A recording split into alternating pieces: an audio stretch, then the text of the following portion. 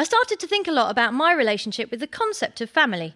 If you're lucky, your family is a really great support network, a collection of people who will help you with anything you set out to do and always have your back. Unfortunately, none of my family could be here tonight. They all had pitiful excuses like, I'm busy, or I live in Ireland, or I'm only 5 and I have to go to school in the morning. Or, I'm not actually a member of your family, I'm Antonio Banderas. Please stop contacting me as per the conditions of the restraining order. Even my own husband couldn't make it. My husband, Justin, is a giant of the acting world, by which I mean he's 6'5" and he's been in Holby City. He said he had to stay in tonight because he's waiting for a call from the RSC. Not as I thought, the Royal Shakespeare Company, but 1980s hip-hop collective, the Rocksteady Crew. Apparently Normski's put his back out and they need a hype man for a gig next week in Rill. The Radio 4 audience not familiar with the concept of the hype man. So instead, to help me tell my story, I'm joined live tonight by someone who is practically family. It's the wonderful Luke Kempner! I first met Luke when he was 8 years old, and look at him now, all grown up. Oh. Luke, how's your mum? Oh, yeah, she's still not talking to you. And she's asked if she can have her slow cooker back. Luke's here to help me with my mission tonight, which is to talk about the joy, despair and general weirdness that is family life. I was raised in a nuclear family. If you start Googling nuclear family, it comes in the drop-down list just before nuclear fallout. And possibly with good reason.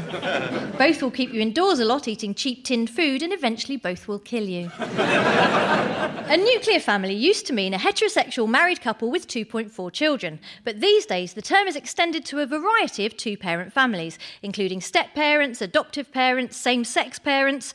The birds and the bees talk is now a lot more complex. When a mummy and a daddy love each other very much, they have a special cuddle. And, well, sometimes the daddy puts a baby in the mummy's tummy.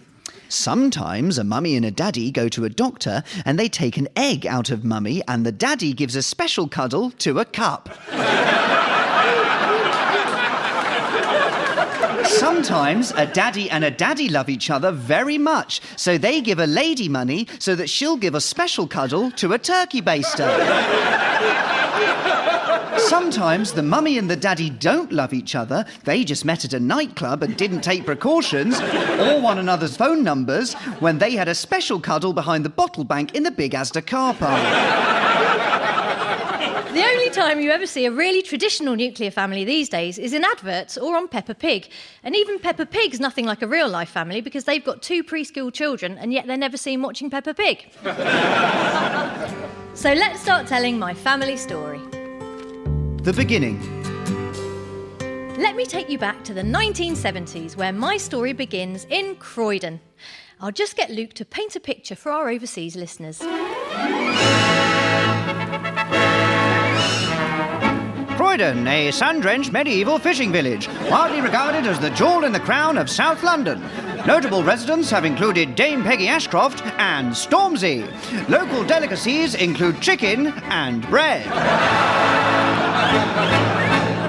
Some years previously, my mum and dad, Morris and Rita, had decided to leave their own families and settle down in Croydon. If this was TV, I'd probably show you a picture of my parents, but being radio, I wanted to find something you could hear. One thing about growing up in the last century was that our childhoods weren't particularly well documented. We didn't make videos or take many photos. The camera only came out on holiday, and even then you only had 12 shots, most of which my dad used to take pictures of sunsets, seabirds, and that nice couple from Ormskirk we sat next to on the plane. So the only early recording of my parents I could find was this cassette tape of me playing the piano and my dad singing along. I think you'll agree, it's quite delightful. Holy child, how still you lie, safe the manger, soft the hay, faint upon thee.